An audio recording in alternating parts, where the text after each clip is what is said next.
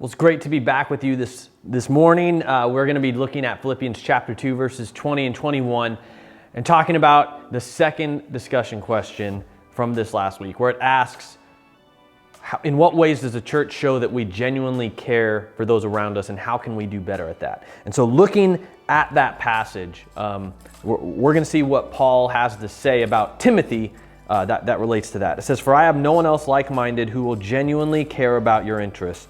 All seek their own interests, not those of Jesus Christ." Now, he goes on to talk about that Timothy has proven that's not who he is, that he isn't going to look after his own interests, but instead he does look at the interests of furthering the gospel. Now, for us as a church, how do we show we genuinely care for our mission field? I mean, we hope as Tulare First Baptist specifically that we do a good job with that we love others. We live in a world that quite honestly is very self-absorbed, and a culture that is very self-absorbed, that will tell you just look out for yourself, don't worry about anyone else. And I get there is an importance of self-care, because if you're not caring for yourself on a basic level, you're not going to be able to minister to others very well.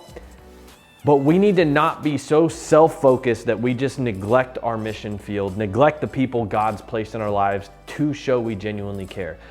So ways that we try, I know here at TFBC anyways, is we do have a homeless ministry that goes out on Sundays that feeds those in our community who are maybe can't afford even a meal and don't know where that next meal is coming from. We have ministries like Celebrate Recovery, where we're trying to reach out to people who have whether it's some kind of addiction or some bad habit that they're trying to get out of their life, and point them to the gospel and how God's already forgiven whatever it is they're struggling with, that he can help them through that battle. And obviously having people around them as accountability to also help them through that battle. I think God places people in our lives for that accountability and for that help. We have all different youth ministries. I think all of our ministries at some core level are us trying to show that we genuinely care about people.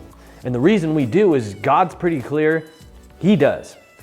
So what my challenge to you is, how do you show the people just in your realm of influence, the people that you know you do life with just naturally, how do you show them that you care? And then not only that, but who has God placed on your heart?